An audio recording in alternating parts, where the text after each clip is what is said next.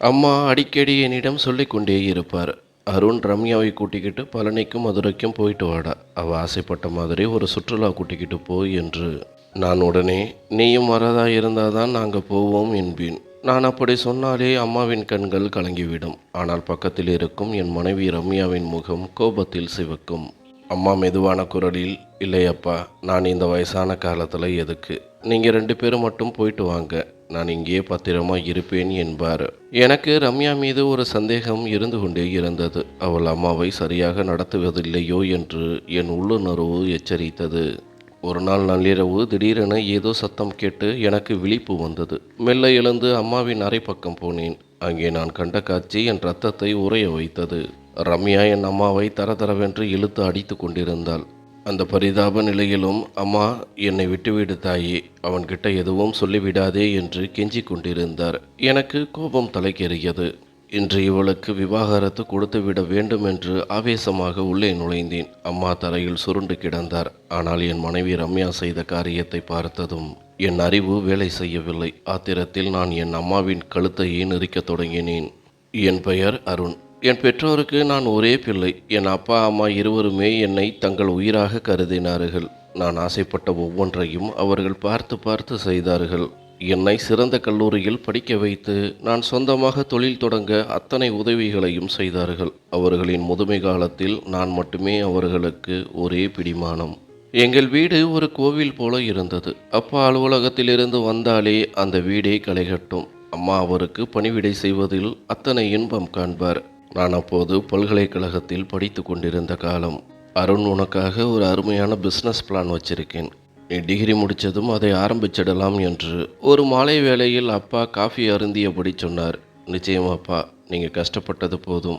சீக்கிரம் நான் பொறுப்பை ஏற்றுக்கிறேன் என்று நான் அவர் அருகில் அமர்ந்து சொன்னேன். அப்போது அம்மா சூடாக பச்சி எடுத்து கொண்டு வந்து மேஜையில் வைத்து விட்டு, என் பிள்ளை இப்போவே இவ்வளவு பெருசாக வளர்ந்துட்டான். அவன் கைப்பிடிச்சு நடந்ததெல்லாம் நேற்று நடந்த மாதிரியே இருக்கு என்று சொல்லி சிரிப்பார். அந்த சிரிப்பு மகிழ்ச்சியும் எங்கள் வாழ்நாள் முழுவதும் நீடிக்கும் என்று நான் நம்பினேன். மறுநாள் காலை நான் கிளம்பும்போது அம்மா என் நெற்றியில் முத்தமிட்டு, அருண், இன்னைக்கு சீக்கிரம் வீட்டுக்கு வந்துவிடு. உனக்கு பிடிச்ச மீன் குழம்பு வச்சிருக்கேன். அப்பாவும் இன்னைக்கு சீக்கிரம் வந்து விடுவார் என்றார். நான் அவர் கைகளை முத்தமிட்டு, கண்டிப்பாக வரேன்மா என்று சொல்லிவிட்டு கிளம்பினேன். மாலை நேரங்களில் அப்பா தன் அனுபவங்களை பகிர நானும் அம்மாவும் அதை கேட்டுக்கொண்டிருப்போம். இந்த அழகான வாழ்க்கை இப்படியே போயிருக்கலாம். எந்த ஒரு சோகமும் எங்கள் வீட்டின் கதவை தட்டாது என்று நினைத்தேன். ஆனால் விதி வேறு விதமாக திட்டமிட்டிருந்தது. என் அப்பா அப்போது மிகவும் ஆரோக்கியமாகத்தான் இருந்தார். ஒரு நாள் மாலை அம்மாவையும் அழைத்து கொண்டு ஒரு உறவினரை பார்ப்பதற்காக மருத்துவமனைக்கு சென்றுவிட்டு காரில் திரும்பி கொண்டிருந்தார். எதிர்பாராத விதமாக ஒரு லாரி அவர்கள் கார் மீது மோதியது. எனக்கு ஃபோன் வந்தபோது என் காலடியில் இருந்த பூமி நழுவியது போல் இருந்தது. நான் பதறி அடித்து கொண்டு மருத்துவமனைக்கு ஓடினேன். அங்கே மருத்துவர்கள் சொன்ன செய்தி என் வாழ்க்கையையே இருளாக்கியது. அப்பா விபத்து நடந்த இடத்திலேயே இறந்து விட்டார். அம்மாவின் தலையில் பலத்த காயம். டாக்டர், என் அம்மாவை காப்பாற்றிடுங்க. என் அப்பா எங்களை விட்டுட்டு போயிட்டாரு. அவங்க மட்டும் எனக்கு வேணும். எதை வேண்டுமானாலும் நான் கொடுக்க தயார் என்று அழுது கொண்டு டாக்டரின் கையை பிடித்து கெஞ்சினேன். ஒரு பைத்தியக்காரன் போல தெரிந்தேன். மிஸ்டர் அருண், நாங்கள் அம்மாவை காப்பாற்றிட்டோம். ஆனால் தலையில் அடி பலமாக விழுந்ததால் அவங்களோட பார்வை பறிபோயிடுச்சு என்று சொன்னார் டாக்டர். அப்பா இறந்த துக்கம் ஒரு பக்கம், அம்மாவின் பார்வை பறிபோனது மறுபக்கம் என நான் நொறுங்கி போனேன். அம்மாவுக்கு நினைவு வந்தபோது அவர் கைகளை வானத்தில் துளாவியபடி அழுதார். அருண், என் உலகமே இருட்டாயிடுச்சுடா. உங்கள் அப்பா போயிட்டாரு, என் கண்ணும் போயிடுச்சு. இனி நான் யாருக்காக வாழணும் என்று கதறினார். நான் அவர் தலையை என் நெஞ்சோடு அணைத்து கொண்டு, அம்மா, நான் இருக்கேம்மா, உங்கள் கண்ணா நான் இருப்பேன் என்று தேற்றினேன். படிப்பு முடிந்ததும் அப்பாவின் தொழிலை நான் கவனித்து கொண்டேன். தொழில் மற்றும் பார்வையற்ற அம்மா இரண்டையும் கவனிப்பது சிரமமாக இருந்தது. அதனால் அம்மாவை பார்த்து கொள்ள ஒரு வேலையாளை நியமித்தேன். ஆனால் பணம் வாங்கி கொண்டு வேலை செய்பவர்கள் ஒருபோதும் அன்பை கொடுக்க மாட்டார்கள் என்பதை சீக்கிரமே உணர்ந்தேன். ஒரு நாள் நான் சீக்கிரம் வீட்டிற்கு வந்தபோது தாகத்தில் அம்மா தவித்து கொண்டிருக்க அந்த வேலைக்காரி ஃபோனில் சிரித்து பேசி கொண்டிருந்தாள். எனக்கு கோபம் தாங்கவில்லை. ரூமையும் சுத்தம் செய்யவில்லை, அம்மாவுக்கு தண்ணியும் கொடுக்கவில்லை. அப்புறம் எதுக்கு உனக்கு சம்பளம் என்று நான் ஆத்திரத்தில் அந்த வேலைக்காரியை கத்தினேன். அவள் பயந்து போய், ஐயா, நான் சமையலறையில் வேலையாக இருந்தேன், அம்மாவுக்கு தண்ணி கொடுக்கணும்னு ஞாபகம் வரலை. ஒரு ஆளா நான் எவ்வளவுதான் வேலை செய்வேன், வீட்டை துடைக்கிறதே பெரிய வேலையாய் இருக்கு என்று அலட்சியமாக பொய் சொன்னாள். தன் தவறை மறைக்க அவள் எதிர்வாதம் செய்தது எனக்கு பிடிக்கவில்லை. அன்றே அவளை வேலையை விட்டு தூக்கினேன். என் அம்மாவை யாரோ ஒரு தெரியாத ஆளின் கருணையில் விட்டுவிட எனக்கு விருப்பமில்லை. அன்றைய இரவு வெகு நேரம் யோசித்தேன். இதற்கு என்னதான் தீர்வு?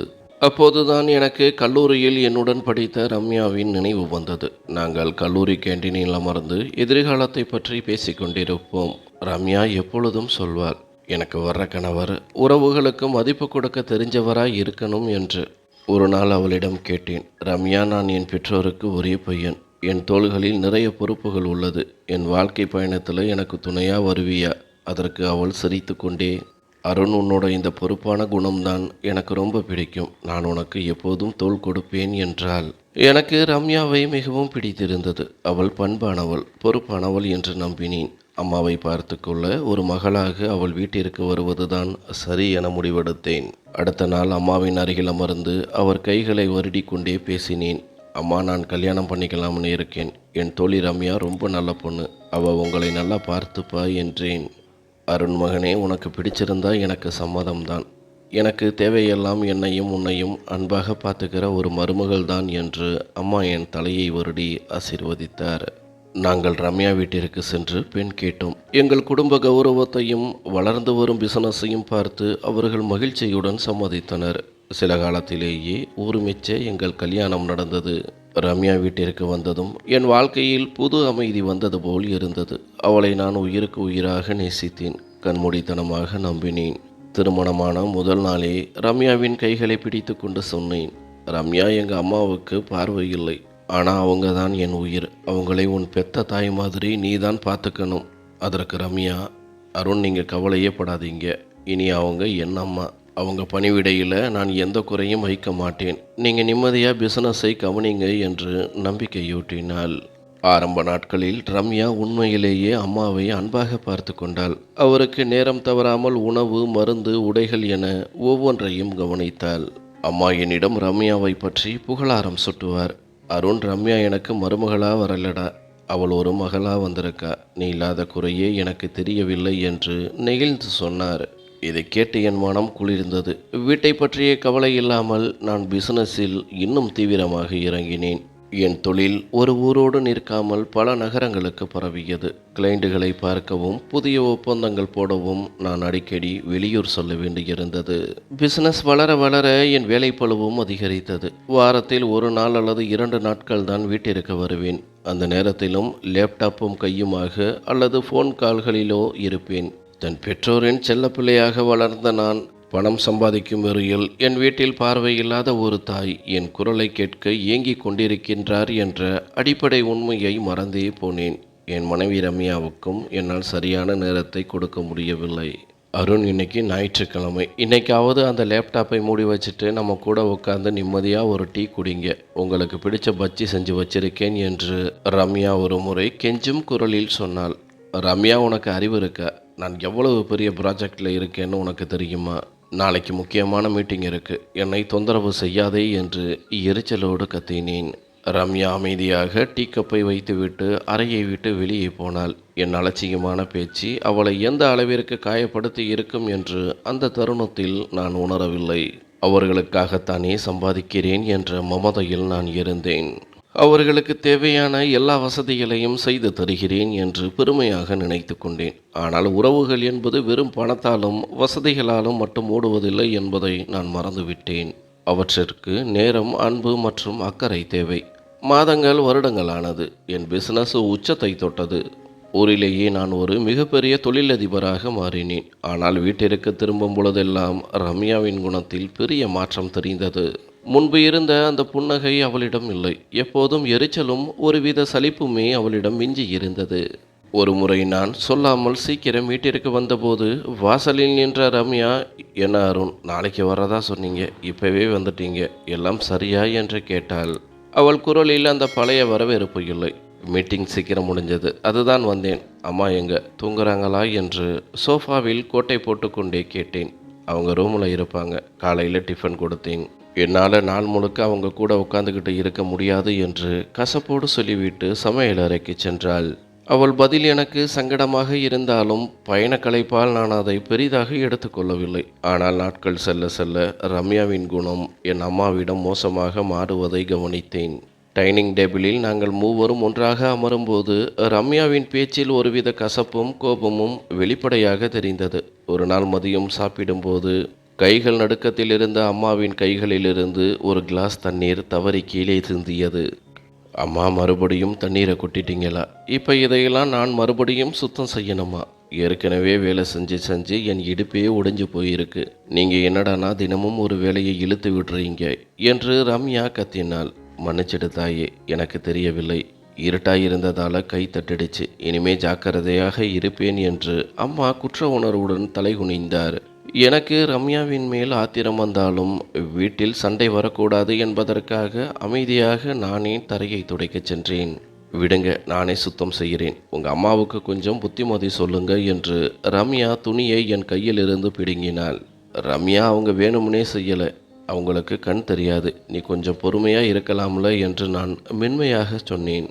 எனக்கு தெரியும் நான் எவ்வளவு பொறுமையாக இருக்கேன்னு. ஒரு நாளைக்கு நான் எதையெல்லாம் சகிச்சுக்கிறேன்னு உங்களுக்கு தெரியாது என்று வாய்க்குள் முணுமுணுத்து சென்றாள். ஒரு நாள் அம்மா என்னிடம், அருண் ரம்யாவை ஒரு முறை காசிக்கு கூட்டிக்கிட்டு போ, அவ சந்தோஷப்படுவா என்றார். நிச்சயம் அம்மா, உங்களையும் கூட கூட்டிக்கிட்டு போகிறேன் என்றேன். உடனே ரம்யா என்னை முறைத்து பார்த்தபடி, என் வாழ்க்கையில் நான் நிம்மதியாகவே இருக்க முடியாதா? எங்கே போனாலும் உங்கள் அம்மா நம்ம கூடவே தான் வரணுமா என்று கேட்டாள். எனக்கு கோபம் வந்து வெளியே போய்விட்டேன். ஆரம்பத்தில் அவ்வளவு அன்பாக இருந்த ரம்யா ஏன் எப்படி மாறினாள்? என் அம்மா அவளுக்கு ஒரு சுமையாக தெரிகிறாரா? அவர்களுக்கு தேவையான எல்லா வசதிகளையும் செய்து தருகிறேன். வங்கியில் பணம் இருக்கிறது, வீட்டில் சொகுசு இருக்கிறது. பின் ஏன் இந்த சண்டை? பணத்தை விட அன்புக்கும் மரியாதைக்கும் தான் முக்கியம் என்பதை நான் உணர தவறிவிட்டேன். என் அன்பு மனைவி என் தாயை ஒரு பாரமாக நினைக்க தொடங்கி இருந்தது. அவள் முகத்திலும் பேச்சிலும் தெரிந்தது. உணவை வைக்கும்போது கூட தட்டை சத்தமாக வைப்பாள். அதில் அம்மா மிரண்டு போவார். வீட்டின் அமைதியே குலைந்து போயிருந்தது. நான் எப்போது வீட்டிற்கு வந்தாலும் அங்கே ஒரு இறுக்கமான சூழலே நிலவியது. அம்மா அறைக்குள்ளேயே முடங்கி கிடந்தார். ஆனால் நான் இதையெல்லாம் சின்ன சின்ன குடும்ப தகராறு என்று நினைத்து சமாதானம் செய்து கொண்டேன். என் அந்த அலட்சியமான குணம் என்னை ஒரு மிகப்பெரிய புயலுக்கு முன்னே கொண்டு வந்து நிறுத்தி இருக்கிறது என்று எனக்கு தெரியாது. என் வீட்டின் 4 சுவர்களுக்குள் என்ன சதி நடக்கிறது என்பதை அறியாமல் இருந்தேன். ஒரு நாள் நான் லேப்டாப்பில் வேலையாக இருந்தபோது ரம்யா வேகமாக என்னிடம் வந்தாள். அருண், உங்கள் பேக்கையெல்லாம் ரெடி பண்ணிட்டேன். நாளைக்கு காலையில் நீங்கள் சென்னைக்கு கிளம்பணும். ரம்யா ஒரு சிறு பையை சோபாவில் வைத்தபடி மிகவும் உலர்ந்த குரலில் என்னிடம் சொன்னாள். நன்றி ரம்யா, ஆனால் ஏன் ஒரு மாதிரியாக இருக்கிறாய்? உடம்பு எதுவும் சரியில்லையா என்று லேப்டாப் திரையிலிருந்து பார்வையை திருப்பி அக்கறையோடு கேட்டேன். உடம்புக்கு என்ன, நாள் முழுக்க மிஷின் மாதிரி வேலை செஞ்சால் களைப்பு வரத்தானே செய்யும் என்றால் சலிப்பாக. ரம்யா, நான் தான் எத்தனை முறை சொல்லியிருக்கிறேன், உனக்கு ஒரு நர்ஸையோ அல்லது வேலைக்காரியையோ உதவிக்கு வைத்து கொள்ளலாம் என்று. அது உனக்கும் சுமையை குறைக்கும், அம்மாவையும் கவனித்து கொள்ள வசதியாக இருக்கும் என்று நான் மிகவும் கனிவாக சொன்னேன். எனக்கு தெரியாத ஒரு பொண்ணு இந்த வீட்டுக்குள்ளே நடமாடுறது சுத்தமாக பிடிக்காது. அதுவும் இல்லாமல் உங்கள் அம்மாவுக்கு என் கையால் சமைச்சாதான் செரிக்கும். நானே எல்லாத்தையும் பார்த்துக்கிறேன், நீங்கள் உங்கள் பிஸ்னஸை மட்டும் கவனிங்க என்று ரம்யா கசப்பான குரலில் சொல்லிவிட்டு வேகமாக கிச்சனுக்குள் சென்றாள். அவளுடைய இந்த மாற்றம் எனக்கு புரியவில்லை. ஒருவேளை வேலை பளுவால் அவள் எரிச்சலில் இருக்கிறாளோ என்று நினைத்து நான் அமைதியாகிவிட்டேன். மறுநாள் அதிகாலை நான் பிசினஸ் விஷயமாக வெளியூருக்கு கிளம்பினேன். அங்கே மீட்டிங், ஃபேக்டரி என்று நாட்கள் ஓடின. நான் ரம்யாவுக்கு ஃபோன் செய்யும் பொழுதெல்லாம் ரம்யா அவசரமாக பேசுவாள். அம்மாவை பற்றி கேட்டால் அவங்க நல்லா இருக்காங்க, தூங்குறாங்க என்று ஒற்றை வரியில் முடித்து விடுவாள். 2 வார கடின உழைப்பிற்கு பிறகு நான் ஊருக்கு திரும்பினேன். என் காரியங்கள் தெருவிற்குள் நுழையும் போது நான் மிகவும் களைப்பாக இருந்தேன். சீக்கிரம் வீட்டிற்கு சென்று அம்மாவை கட்டிப்பிடித்து அவர் ஆசியை பெற்றுவிட்டு நிம்மதியாக உறங்க வேண்டும் என்று மட்டுமே என் மனம் இயங்கியது. வீட்டின் கேட் முன்னால் காரை நிறுத்திவிட்டு இறங்கிய போது அந்த ஏரியாவில் நீண்ட நாட்களாக வசிக்கும் பக்கத்து வீட்டு ரஞ்சிதம் மாமி எதிரே வந்தார். நமஸ்காரம் மாமி, எப்படி இருக்கீங்க? தெருவில் எல்லோரும் சபுக்கியமா என்று மரியாதையுடன் கேட்டேன். நமஸ்காரம் அருண், நான் நல்லாத்தான் இருக்கேன். ஆனால் நீ சொல்லு, பெத்த தாயை பற்றி என்னைக்காவது கவலைப்பட்டிருக்கியா என்று ரஞ்சித மாமி கேட்டபோது அவர் குரலில் ஒரு கடுமையான கோபம் தெரிந்தது. என்ன மாமி இப்படி கேட்குறீங்க? நான் தினமும் ஃபோனில் கேட்டுக்கிட்டு தான் இருக்கேன். அம்மா நல்லா இருக்காங்கன்னு தான் ரம்யா சொல்கிறா என்று நான் பதற்றத்துடன் சொன்னேன். பணத்தை சம்பாதிக்கிறதுலேயே குறியாய் இருக்கிற உனக்கு உன் பொண்டாட்டி சொல்கிறது தான் வேத வாக்கா? கண்ணு தெரியாத அந்த பாவம் யாரையும் நம்பி இல்லாமல் இறைவனை நம்பி இருக்கு. நீ போய் உன்னோட தாயோட நிலைமையை பாரு, அப்போ புரியும் என்று ஒரு பெருமூச்சுடன் என் தோளில் தட்டிவிட்டு மாமி நகர்ந்தார். அவர் சொன்ன வார்த்தைகள் என் நெஞ்சில் ஈட்டியாக பாய்ந்தன. என் காலடியில் இருந்த பூமி நழுவுவது போல் இருந்தது. எனக்கு ரம்யா மீது சந்தேகம் வரத் தொடங்கியது. நான் வீட்டில் இல்லாத நேரத்தில் என்னதான் நடக்கிறது? நான் வேகமாக வீட்டிற்குள் நுழைந்தேன். வீடே ஒருவித மயான அமைதியுடன் வெறிச்சோடி கிடந்தது. ரம்யா, அம்மா எங்கே? ரம்யா எங்கே இருக்கிறாய் என்று பதற்றத்துடன் உரக்க கத்தினேன். என் கண்கள் வீடு முழுக்க அம்மாவை தேடின. ஏன் இப்படி கத்துறீங்க என்று ரம்யா கைகளை துடைத்தபடி சமையல் அறையிலிருந்து வெளியே வந்தாள். அவள் குரலில் மரியாதையே இல்லை. அம்மா எங்கே? நான் வரேன்னு ஏன் அவங்க கிட்ட சொல்லலை என்று என் கோபத்தை கட்டுப்படுத்தி கொண்டேன். அவங்க ரூமில் இருப்பாங்க. நாள் முழுக்க அவங்களுக்கு வேலை செஞ்சே என் உயிர் போகுது. இதில் அவங்க வேற அப்பப்போ கூப்பிட்டு என் காதில் ரத்தம் வர வைக்கிறாங்க. நான் என்ன அவங்களுக்கு அடிமையா என்று ரம்யா கத்தினாள். என் அம்மாவை பற்றி பேசும்போது கொஞ்சம் மரியாதையாக பேசு. நீ என்ன வார்த்தை சொல்கிறாய் என்று நான் ஆவேசமாக அவளை நோக்கி ஒரு அடி எடுத்து வைத்தேன். மரியாதையாவது மண்ணாங்கட்டியாவது, நாள் முழுக்க நான் படுற கஷ்டம் எனக்கு தான் தெரியும். நீங்கள் என்னவோ ஹோட்டலில் தங்கிட்டு ஜாலியாக ஊர் சுற்றிட்டு வந்துட்டு என்கிட்ட அதிகாரம் பண்ணுறீங்களா என்று ரம்யா எகத்தலமாக பேசினாள். என் அம்மாவை பற்றி அவள் இவ்வளவு தரைக்குறைவாக பேசுவாள் என்று நான் கனவிலும் நினைக்கவில்லை. அவள் கண்களில் தெரிந்த அந்த திமிரும் கசப்பும் என்னை உறைய வைத்தன. இதற்கிடையில் அம்மாவின் அறையிலிருந்து மெல்லிய விசும்பல் சத்தம் கேட்டது. நீங்கள் வெளியூரில் ஜாலியாக சுற்றிட்டு வர்றீங்க, எல்லா கஷ்டத்தையும் என் தலையில் போட்டுட்டீங்க என்று என் கண்களை நேருக்கு நேர் பார்த்து திமிராக பேசினாள் ரம்யா. காலை ஓங்கி மிதித்தபடி கோபமாக தன் அறைக்குள் சென்றாள். நான் அப்படியே திகைத்து நின்றேன். நான் காதலித்த ரம்யா இவள்தானா? திருமணமான முதல் நாளில் என் அம்மாவை தன் தாயாக ஏற்றுக்கொண்டவள் இவள்தானா? ரஞ்சித மாமி சொன்ன வார்த்தைகள் என் காதுகளில் ரிங்காரமிட்டன. நான் என் கைப்பையை சோபாவிலேயே வீசிவிட்டு நேராக அம்மாவின் அறைக்கு சென்றேன். கதவு பாதி திறந்திருந்தது. உள்ளே ஒரே இருட்டு. ஜன்னல் திரைகள் அனைத்தும் இழுத்து மூடப்பட்டிருந்தன.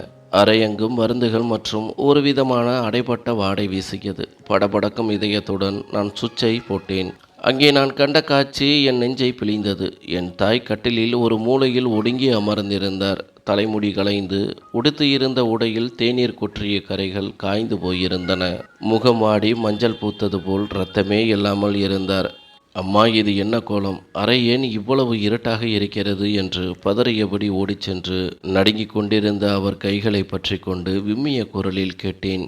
அருண் மகனே, வந்துட்டியா? எப்படி இருக்கப்பா? பிரயாணம் எல்லாம் நல்லபடியாக முடிஞ்சதா? என் குரலை கேட்டதும் தன் கைகளால் என் முகத்தை தடவி பார்த்து அந்த பார்வையில்லாத கண்களிலிருந்து கண்ணீர் மலமளவென கொட்டியது. என் கேள்விக்கு பதில் சொல்லாமல் என் நலத்தை பற்றியே கேட்டார். நான் நல்லா இருக்கேம்மா, ஆனால் நீங்கள் சொல்லுங்கள், சாப்பிட்டீங்களா? ஏன் உங்கள் உடை இவ்வளவு அழுக்காக இருக்கிறது? ரம்யா உங்களுக்கு மாற்று உடை கொடுக்கவில்லையா என்று வேதனையுடன் கேட்டேன். அருண், பாவமுடா ரம்யா, நாள் முழுக்க வீட்டு வேலையிலேயே மூழ்கி கிடக்கிறா. அவளும் ஒத்தையாளா எவ்வளவுதான் செய்வா. எனக்கு பசி இல்லைன்னு நான் தான் அவகிட்ட சொன்னேன். இந்த உடை இப்போதான் டீ குடிக்கும்போது கொஞ்சம் சிந்திடுச்சு, அதனால் அவள் மேலே கோபப்படாத, அவள் ரொம்ப நல்ல பொண்ணுடா என்று பதற்றத்துடன் ரம்யாவுக்கு பரிந்து பேசினார் அம்மா. ஆனால் அம்மாவின் முகம் அவர் பல நாட்களாக சரியாக சாப்பிடவில்லை என்பதை சொல்லாமல் சொல்லியது. அம்மா, என்கிட்ட எதையாவது மறைக்கிறீங்களா? அவள் உங்களை தொந்தரவு செய்கிறாளா என்று அவர் முகத்தை தூக்கி துயரத்துடன் கேட்டேன். இல்லைப்பா, அவள் ஏன் என்னை தொந்தரவு செய்ய போறா? அவள் என் மக மாதிரி. நீ உன் வேலையில் கவனத்தை செலுத்து, என்னை பற்றி கவலைப்படாதே என்று மீண்டும் சமாளித்தார். அம்மாவின் நடுங்கும் குரலும் வாடிய முகமும் உண்மை வேறு என்பதை எனக்கு புரிய வைத்தன. நான் என் அறைக்கு வந்து அமர்ந்தேன். என் மூளை செயலிழந்து போனது.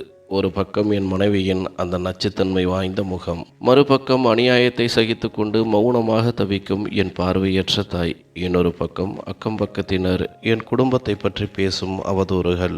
என் மனைவி மீது எனக்கு சந்தேகம் வலுக்க தொடங்கியது. அடுத்த சில நாட்கள் வீட்டில் ஒரு இறுக்கமான சூழலே நிலவியது. ரம்யா என்னிடம் சரியாக பேசவில்லை. நானும் அவளிடமிருந்து ஒதுங்கியே இருந்தேன். நான் வீட்டில் இருக்கும்போது மட்டும் ரம்யா அம்மாவிடம் மிகவும் இயல்பாக நடப்பாள். நேரம் தவறாமல் உணவு மருந்து கொடுப்பாள்.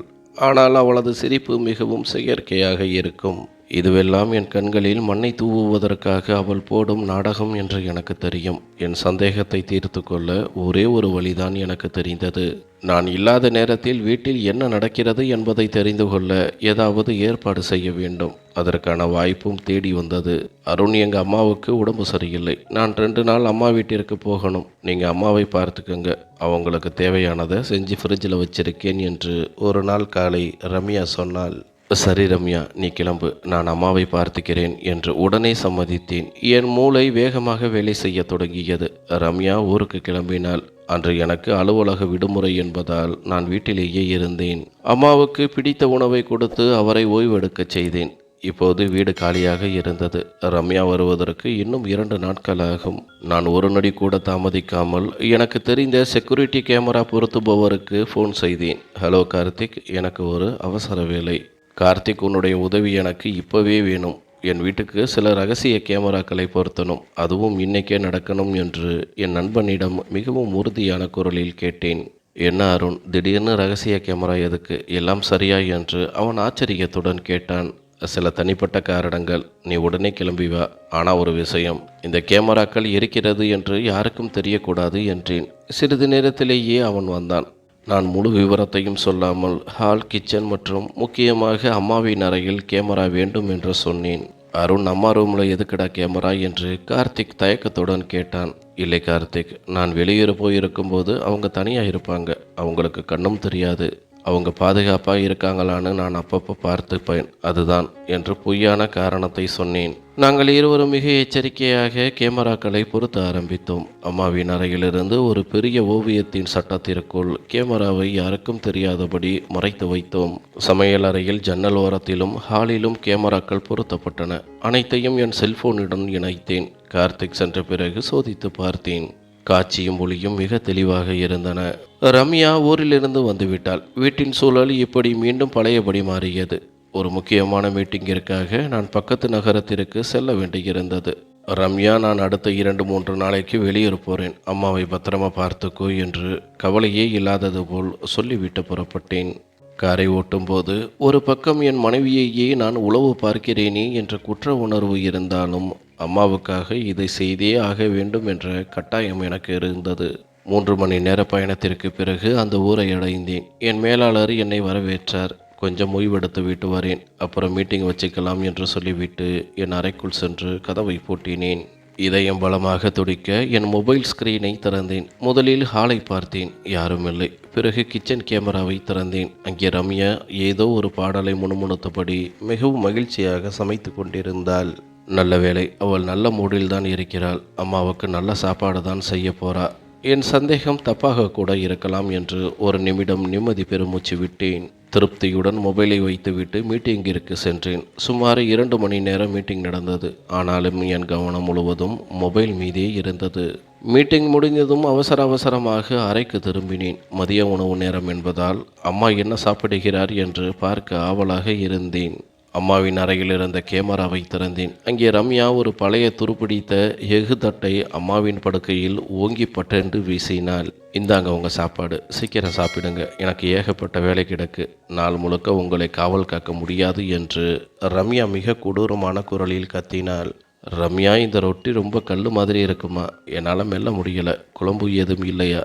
இது என்ன ரொட்டி என்று அம்மா நடுங்கும் கைகளால் அந்த பழைய ரொட்டியை தொட்டு பார்த்து கேட்டார். இது நேற்று ராத்திரி மீந்து போன ரொட்டி, அதை தண்ணியில் நினச்சி சாப்பிடுங்க. தினமும் உங்களுக்கு புதுசாக சமைச்சு போட நான் ஒன்றும் உங்கள் வீட்டு வேலைக்காரி கிடையாது.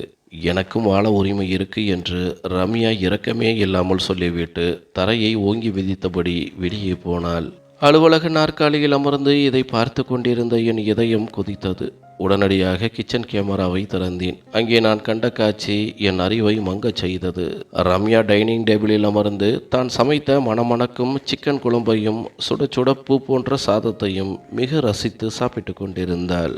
ரம்யா அங்கே மிக ருசியான உணவுகளை ரசித்து சாப்பிட்டு கொண்டே மொபைலில் ஏதோ ஒரு நாடகத்தை பார்த்து கொண்டிருந்தாள். ஆத்திரத்தில் என் கைகளை நான் எவ்வளவு பலமாக மூடினேனோ என் விரல்கள் நகங்கள் உள்ளங்கையில் பதிந்து இரத்தம் வராத குறைதான். மீண்டும் கேமராவை அம்மாவின் அரைப்பக்கம் திருப்பினேன். அங்கே நான் கண்ட காட்சி என் இதயத்தை நுறுக்கியது. என் பார்வையற்ற முதிய தாய் தன் நடுக்கமான கைகளால் அந்த பழைய ரப்பர் போன்ற ரொட்டியை பிட்டு ஒரு கிளாஸ் தண்ணீருக்குள் நனைத்து கொண்டிருந்தார்.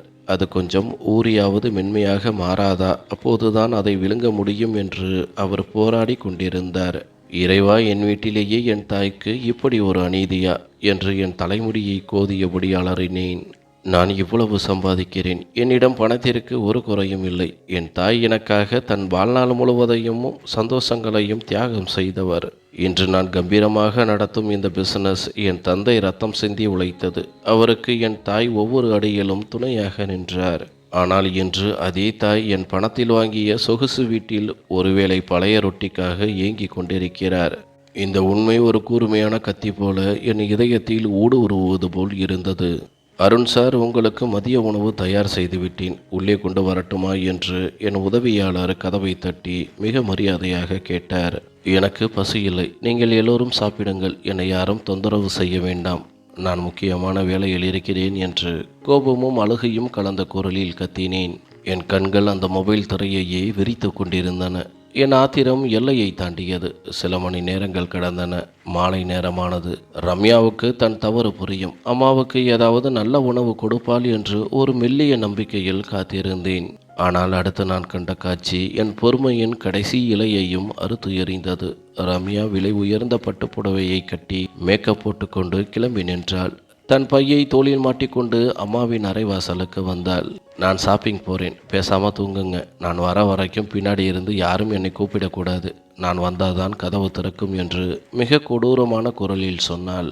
ரம்யா, மகளே, எனக்கு ரொம்ப தாகமாக இருக்குது, தொண்டையெல்லாம் வறண்டு போச்சு, போகிறதுக்கு முன்னாடி ஒரு கிளாஸ் தண்ணி மட்டும் கொடுத்தாயி, அப்புறம் இந்த ரூமில் ரொம்ப புழுக்கமாக இருக்குது, ஃபேனை கொஞ்சம் வேகமாக வச்சுட்டு போயேன் என்று அம்மா அந்த கட்டிலில் அமர்ந்தபடி கைகளை ஏந்தி பிச்சை எடுப்பது போல் கெஞ்சினார். எனக்கு இப்போ தண்ணீர் கொடுத்துட்டு இருக்க நேரம் இல்லை, ஏற்கனவே லேட் ஆகிடுச்சு, அப்புறம் என்ன, உங்கள் அப்பனா வந்து கரண்ட் பில் கட்டுவார், ஃபேனை வேகமாக்க சொல்கிறீங்க என்று மிக கேவலமாக பேசிவிட்டு அறையின் விளக்குகளையும் அணைத்துவிட்டு கதவை வெளிப்பக்கமாக பூட்டினாள். என் பார்வையற்ற தாய் அந்த இருட்டு அறைக்குள் தண்ணி தண்ணி என்று கதறிக்கொண்டிருக்க அந்த இரக்கமற்ற ரம்யா கதவை பூட்டி கொண்டு வெளியேறினாள். அந்த இருட்டு அறையிலும் நைட்டு விஷன் கேமரா வழியாக என் தாய் பயத்தில் நடுங்கிக் கொண்டிருப்பதை என்னால் பார்க்க முடிந்தது. அவர் அழுது கொண்டிருந்தார். தாகத்தால் அவர் உதடுகள் காய்ந்து போயிருந்தன. இந்த காட்சியை கண்டதும் நான் இருக்கையிலிருந்து குதித்து எழுந்தேன். என் உடலில் இருந்த இரத்தம் எல்லாம் என் மூளைக்கு ஏறியது. கண்கள் சிவந்து போயின. என் மேஜையில் இருந்த தண்ணீர் கிளாஸை எடுத்து சுவற்றில் ஓங்கி அடித்து உடைத்தேன். உன்னை விடமாட்டேன் ரம்யா, என் அம்மாவுக்கு நீ செஞ்ச கொடுமைக்கு இன்னைக்கே உனக்கு தண்டனை கிடைக்கும் என்று பற்களை கடித்தபடி சம்மதம் எடுத்தேன். லேப்டாப் மேஜையிலேயே கிடக்க ஆவேசமாக அலுவலகத்திலிருந்து வெளியேறினேன். சார், எங்கே போகிறீங்க? முக்கியமான கிளைண்ட் மீட்டிங் இருக்குது, அவங்க வந்துட்டு இருக்காங்க என்று மேலாளர் தடுத்தார். எல்லா மீட்டிங்கையும் கேன்சல் பண்ணுங்க, இந்த பிஸ்னஸ் மேலையும் நாசமாக போகட்டும், எனக்கு இப்போவே என் ஊருக்கு போகணும், யாரும் எனக்கு ஃபோன் பண்ணி தொந்தரவு செய்ய வேண்டாம் என்று கத்திவிட்டு லிஃப்டை நோக்கி ஓடினேன். காரை ஸ்டார்ட் செய்துவிட்டு மின்னல் வேகத்தில் அந்த ஊரை விட்டு வெளியேறினேன். 3 மணி நேர பயணம் எனக்கு முன்னால் இருந்தது. ஆனால் காலம் மிக குறைவாக இருப்பது போல் தோன்றியது. ஹைவேயில் காரின் வேகத்தின் உச்சத்தை தொட்டேன். என் மனமெங்கும் அம்மாவின் நினைவுகள். தான் பட்டினியாக இருந்து தன் பங்கையும் எனக்கு கொடுத்தவள் அந்த தாய். இன்று அவள் எனக்காக ஏங்கிக் கொண்டிருக்கும் போது என் சொகுசு வீட்டில் அவளுக்கு பழைய ரொட்டி தான் கிடைப்பதா? கண்களிலிருந்து கண்ணீர் வழிந்தது. ஆனால் அது சோகத்தினால் அல்ல, ஆத்திரத்தினால். ஒரு கையால் ஸ்டீரிங்கை பிடித்து கொண்டு மறு கையால் கேமரா ஆப்பை மீண்டும் திறந்தேன். என் கார் காற்றில் பறப்பது போல் இருந்தது. எப்படியாவது அந்த இருட்டு அறைக்குள் சிறைப்பட்டிருக்கும் என் சொர்க்கத்தின் கதவை திறக்க வேண்டும் என்று என் இதயம் துடித்து கொண்டிருந்தது. ஆத்திரத்தை குறைக்க வண்டியை சாலையோரம் நிறுத்திவிட்டு பெருமூச்சு விட்டேன். என் தலை வெடித்து விடும் போல் இருந்தது. இதயம் கட்டுப்பாடின்றி துடித்தது. மீண்டும் மொபைல் திரையில் பதிவாகி கொண்டிருந்த காட்சியை பார்த்தேன். என் பார்வையற்ற தாயை அறைக்குள் பூட்டிவிட்டு ரம்யா ஊர் சுற்றி கொண்டிருப்பதை என்னால் சகிக்க முடியவில்லை. 3 மணி நேர பயணத்திலும் என் மொபைல் டேஷ்போர்டில் கேமரா ஓடிக்கொண்டே இருக்க என் தாய் அந்த இருட்டு அறைக்குள் அனாதையாக கிடப்பதை பார்த்து கொண்டே வந்தேன். இறுதியாக அந்த வேதனையை என்னால் பார்க்க முடியவில்லை. செல்போனை அணைத்துவிட்டு ஆக்சிலேட்டரை முழு வேகத்தில் மிதித்து வீட்டை நோக்கி பறந்தேன். வீட்டிற்கு செல்ல இன்னும் 15 நிமிடங்களே இருந்தன. ஆனால் என் ஆத்திரம் உச்சத்தில் இருந்தது. பழிவாங்கும் உணர்ச்சியில் நான் ஒரு பைத்தியக்காரனை போல மாறினேன். இன்று எது நடந்தாலும் சரி, இந்த இரக்கமற்றவளை ஒரு நிமிடம் கூட இந்த வீட்டில் வைத்திருக்க மாட்டேன். போன வேகத்தில் இவளுக்கு விவாகரத்து கொடுத்து துரத்திவிட வேண்டியதுதான் என்று கருவினேன். நான் சத்தமில்லாமல் வீட்டிற்குள் நுழைந்தேன். அவளை கையும் களவுமாக பிடித்து விவாகரத்து கொடுக்க வேண்டும் என்ற எண்ணத்தில். ஆனால் ஹாலில் நுழையும் போது அங்கே கண்ட காட்சியைக் கண்டு நான் உறைந்து போனேன். என் காலடியில் இருந்த பூமி அதிர்ந்தது. கண்கள் பிதுங்கி போயின. அம்மாவின் அறைக்கதவு முழுவதுமாக திறந்திருந்தது. உள்ளே விளக்குகள் பிரகாசமாக எரிந்தன. என் மனைவியும் என் தாயும் கட்டிலில் ஒன்றாக அமர்ந்து கலகலவென்று சிரித்து பேசிக் கொண்டிருந்தனர். ரம்யா மிகுந்த அன்புடன் தன் கைகளாலே அம்மாவுக்கு ருசியான உணவுகளை ஊட்டிவிட்டு கொண்டிருந்தாள். அம்மாவின் முகத்தில் ஒரு ஆத்மார்த்தமான நிம்மதியும் மகிழ்ச்சியும் தெரிந்தது. ரம்யா மகளே, நான் இப்படி பசியும் பட்டினியுமா இருட்டு அறைக்குள்ளேயும் கஷ்டப்படுற மாதிரி நடிச்சா அருண் உண்மையிலேயே மாறிடுவானா, என் மேலே அக்கறை காட்டுவானா என்று அம்மா ரம்யா ஊட்டிவிடும் உணவை சாப்பிட்டபடி மிகவும் அப்பாவித்தனமாக கேட்டார். ஏன் மாறமாட்டான் அம்மா? நீங்கள் அவன் தாய். உங்களை நலம் விசாரிப்பதும் பணிவிடை செய்வதும் அவன் கடமை. அவன் தன் கடமையை முழுவதுமாக மறந்து போயிருந்தான். அதான் இப்படி ஒரு நாடகம் என்று ரம்யா சிரித்து கொண்டே நம்பிக்கையுடன் சொன்னாள். அவர் கேமரா பொருத்தியது நமக்கு தெரியாது என்று நினைக்கிறார். ஆனால் எனக்கு நன்றாகவே தெரியும் எங்கெங்கு கேமரா உள்ளது என்று. பாருங்கள் அம்மா, அவர் தன் மொபைல் கேமராவில் இதையெல்லாம் பார்க்கும்போது எல்லா வேலைகளையும் விட்டுவிட்டு ஓடி வருவான். ஏன்னா நான் உங்களை இப்படி கொடுமைப்படுத்துறதை அவனால் தாங்கிக்கவே முடியாது என்று ரம்யா பெருமையுடன் சொல்லிவிட்டு அம்மாவுக்கு தண்ணீர் புகட்டினாள். நீ சொல்கிறது சரிதான் மகளே, ஆனால் இந்த பைத்தியக்காரன் கோபத்தில் உனக்கு டைவர்ஸ் மிரட்டல் விடுத்துட போகிறானேன்னு எனக்கு பயமாயிருக்கு என்று என் தாய் கலகலவென்று சிரித்துவிட்டு பிறகு லேசான கவலையுடன் ரம்யாவின் கையை பிடித்து சொன்னார். அவன் என் மேலே கோபப்பட்டா பட்டுட்டு போகட்டும் அம்மா, எனக்கு கவலை இல்லை. ஆனால் இந்த சாக்களையாவது அவன் உங்கள் பக்கத்தில் வருவான்ல, அது எனக்கு போதும் என்று ரம்யா அம்மாவின் தோளில் சாய்ந்து கொண்டு மிகுந்த தியாக உணர்வுடன் சொன்னாள். நீங்கள் சந்தோஷமாக இருக்கணும் மாமி. உங்களுக்கு கண்ணு தெரியனாலும் உங்கள் மகன் எப்போதும் உங்கள் பக்கத்தில் இருக்கிற உணர்வு உங்களுக்கு கிடைக்கணும். அந்த மகிழ்ச்சியை நான் பார்க்கணும் என்று சொல்லி அம்மாவின் நெற்றியில் முத்தமிட்டு இறுக அணைத்து கொண்டாள். ரம்யாவின் கண்களில் உண்மையான அன்பு பிரகாசித்தது. வாசலில் நின்று இதையெல்லாம் கேட்ட நான் அப்படியே ஸ்தம்பித்து போனேன். என் கையில் இருந்த கார் சாவி நழுவி தரையில் விழுந்தது. என் மனைவி என்னை என் தாயிடம் மீண்டும் கொண்டு சேர்க்கத்தான் இவ்வளவு பயங்கரமான நாடகத்தை ஆடியிருக்கிறாள். பணம் சம்பாதிப்பதிலும் வேலையிலும் மூழ்கி போன நான் என் பெற்ற தாயின் நலத்தை கேட்கக்கூட மறந்து போனேன். தன் மாமியாரை தன் சொந்த தாயை விட மேலாக நேசிக்கும் இவ்வளவு உன்னதமான பெண்ணையா நான் சந்தேகப்பட்டேன். அவளது எரிச்சலை தவறாக புரிந்து கொண்டு இரகசிய கேமராக்களை வைத்தேனே. நான் எவ்வளவு பெரிய முட்டாள்! ஆனால் இயற்கை விசித்திரமானது. என் குருட்டுத்தனமான கண்களை திறப்பதற்காகவே அந்த கேமராக்கள் பொருத்தப்பட்டிருக்கின்றன போல. சாவி விழுந்த சத்தம் கேட்டு ரம்யாவும் அம்மாவும் திடுக்கிட்டு பார்த்தனர். நான் பாரமான காலடிகளுடன் அறைக்குள் நுழைந்தேன். நான் ஒரு குற்றவாளியை போல உணர்ந்தேன். நேராக சென்று என் தாயின் கால்களில் விழுந்தேன். அம்மா, என்னை மன்னிச்சிடுங்கம்மா. நான் ஒரு மோசமான மகன். பணத்தாசையில் உங்களை மறந்தே போயிட்டேன். நான் பெரிய பாவியம்மா என்று அழுது கொண்டே அவர் கால்களை கட்டி கொண்டேன். அருண், என் கண்ணு வந்துட்டியா? நான் தான் சொன்னேன்ல ரம்யா, என் அருண் என்னை ஒருபோதும் கைவிட மாட்டான்னு. அழாதப்பா, நீ என் உயிரில்லை என்று அம்மா என் தலையை வருடி முத்தமிட்டு ஆறுதல் சொன்னார். நான் அம்மாவின் கைகளை முத்தமிட்டு விட்டு மெல்ல ரம்யாவின் பக்கம் திரும்பினேன். நான் அழுவதை பார்த்து ரம்யாவின் கண்களும் பணிந்திருந்தன. ரம்யா, நான் உன்னிடமும் கைகூப்பி மன்னிப்பு கேட்கிறேன். உன்மேல் எவ்வளவு கேவலமாக சந்தேகப்பட்டேன். உன்னை ஒரு கெட்டவளாக சித்தரித்தேனே. நான் எவ்வளவு பெரிய குருடனாக மாறிப்போனேன் என்று மண்டியிட்டு மிகுந்த பாரத்தோடும் வெட்கத்தோடும் அவள் முன்னால் தலைகுனிந்தேன். சில நேரங்களில் நாம் கண்களால் பார்ப்பது உண்மையாக இருப்பதில்லை. அது வெறும் மாயையாக கூட இருக்கலாம். என் மனதில் சந்தேகம் வந்ததால் தான் இந்த வீட்டில் இரகசிய கேமராக்கள் பொருத்தினேன் என்ற உண்மையை அழுது கொண்டே அவளிடம் சொல்லி வருந்தினேன். இந்த கேமராக்கள் மூலம் உன்னை வேவு பார்த்த நான் எனக்குள்ளேயே இருக்கும் தவறுகளை கவனிக்க தவறிவிட்டேன். எவ்வளவு பெரிய பாவி நான் என்று என் தலையிலேயே அடித்து கொண்டு என் குற்றத்தை ஒப்புக்கொண்டேன். ரம்யா என் கைகளை பற்றி கொண்டு என்னை தரையிலிருந்து தூக்கிவிட்டாள். அருண், உங்களை நீங்களே வருத்தி கொள்ளாதீர்கள். நான் தினமும் காலையிலும் மாலையிலும் உங்கள் அம்மாவிடம் பேசச் சொன்னேன், நேரம் ஒதுக்கச் சொன்னேன். ஆனால் நீங்கள் என் ஒவ்வொரு பேச்சையையும் அலட்சியப்படுத்திவிட்டு ஓடிக்கொண்டே இருந்தீர்கள் என்று கண்ணீருடன் சொன்னாள். உங்களுக்கு உண்மையை உணர வைக்க வேறு வழியே தெரியவில்லை. அதனால்தான் பக்கத்து வீட்டு ரஞ்சிதா மாமியையும் இந்த நாடகத்தில் சேர்த்து கொண்டேன். அவர் தெருவில் வைத்து உங்களிடம் கோபமாக பேச சொன்னதே நான் தான் என்று அந்த தெருவில் நடந்த சம்பவத்தின் பின்னணியை விளக்கினாள் ரம்யா. அம்மாவை பொறுத்தவரை அவர்களை நான் எப்போதும் என் பெற்ற தாயை விட மேலாகவே நேசிக்கிறேன். எனக்கு சிறு வயதிலேயே என் தாய் இறந்து விட்டாள். அந்த தாயின் அன்பை நான் இவரிடம்தான் காண்கிறேன் என்றார். என் சுயநலத்தையும் பொய்யான சந்தேகங்களையும் நினைத்து சொல்ல நான் வெட்கமடைந்தேன். இந்த சம்பவம் என் வாழ்க்கையின் மிகப்பெரிய பாடமாக அமைந்தது. சில நேரங்களில் நம் கண்கள் காண்பது கூட உண்மையாக இருப்பதில்லை. பார்வை இருப்பதை விட உள்நோக்கு இருப்பதுதான் மிகவும் முக்கியம். வெளித்தோற்றத்தை வைத்து மட்டும் எவர் மீதும் ஒரு முடிவுக்கு வந்துவிடக்கூடாது. முழுமையாக ஆராய்ந்து நிதானமாக சிந்தித்த பிறகே ஒரு முடிவை எடுக்க வேண்டும். இன்று என் மனைவியின் புத்திசாலித்தனமும் என் தாயின் பிரார்த்தனையுமே சிதறிப்போக இருந்த என் குடும்பத்தை காப்பாற்றியது. ஒரு உண்மையான பொறுப்பான மனிதனாக வாழ வேண்டிய வழியை எனக்கு காட்டியது. இப்போது நான் ஒரு முடிவெடுத்து விட்டேன். தொழில் எவ்வளவு பெரிதாக வளர்ந்தாலும் சரி, எத்தனை கோடிகள் சம்பாதித்தாலும் சரி, என் வாழ்க்கையில் எனக்கான முதல் முன்னுரிமை எப்போதும் என் வீடும் என் தெய்வமான என் தாயும் மட்டுமே. உறவுகளுக்கு தேவை பணமோ வசதியோ அல்ல, அன்பும் நேரமும் முறையான புரிதலுமே. நன்றி.